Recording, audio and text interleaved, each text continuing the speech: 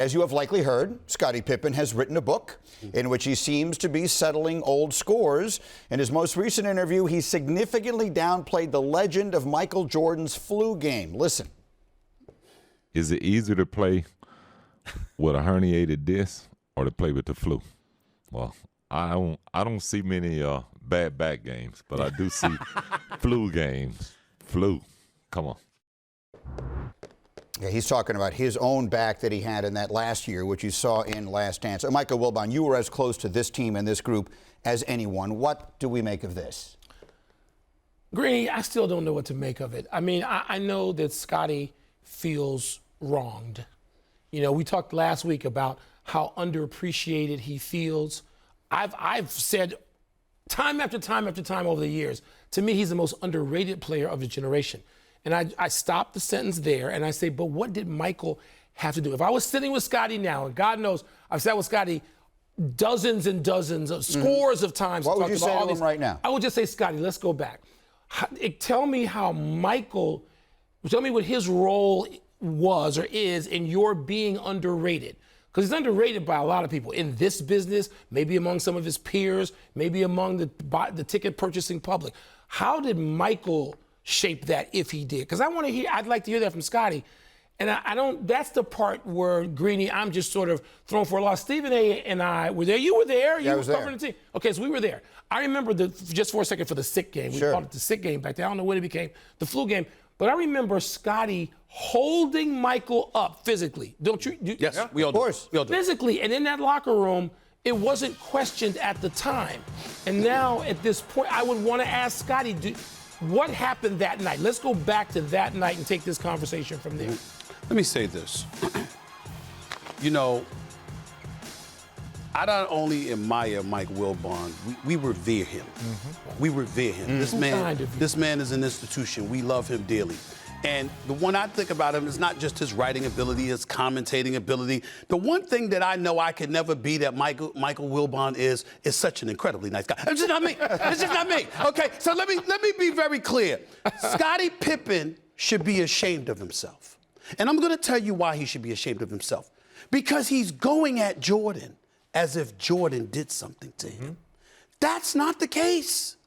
Scottie Pippen is one of the greatest players to have ever played basketball. Amen. He's a 6-time champion. Yeah. He was 8 times All-NBA defensive team.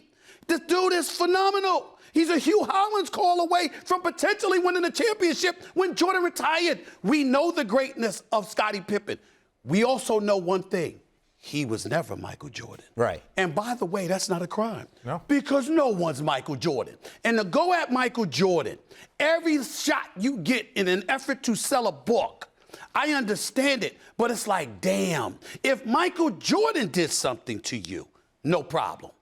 But he seems to have a problem with the fact that the world gravitates towards Michael Jordan and not him.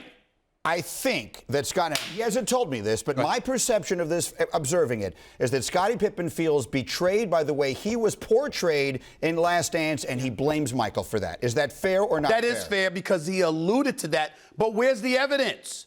Because these are the things that happened that are relevant to The Last Dance that was filmed, by the way, by Klay Thompson's uncle, Michael Thompson's brother, Andy Thompson, who worked for the NBA in 1998. They filmed it in 1998. They interviewed him 3 years before The Last Dance was aired. You kind of knew what was coming, and all of a sudden it comes. And now that you're selling a book, you're going to get this way. I just think it's unfair. It's tough for players of my generation because he was everything. When you see the Pippins, the LeBrons, when you see these guys, he was T-Max. These were guys that all revered Scottie Pippen, including myself. But one thing that we do know, people have often said, are you a Jordan or are you a Pippen? And I've been guilty of that myself. You know, comparing other players, it's like, well, is he a 1A or is he a 1B? And that's where I think the disrespect for Scottie Pippen, it's like, no, Scottie was a top 5 player in the league at his best, and we're sitting here saying like, well, he's more of a Pippen. And that I think that can resonate with somebody over years and animosity can build. Real quick, go. Yeah. Klay Thompson's going to the Hall of Fame. Yeah. As one of the greatest shooters in NBA history. Yeah. He will never be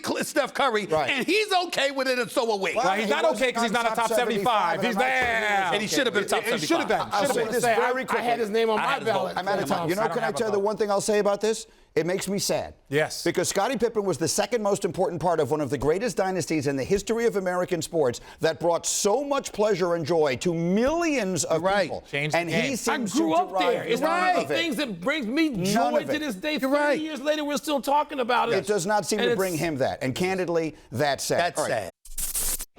Thank you for watching ESPN on YouTube. For live streaming sports and premium content, subscribe to ESPN+.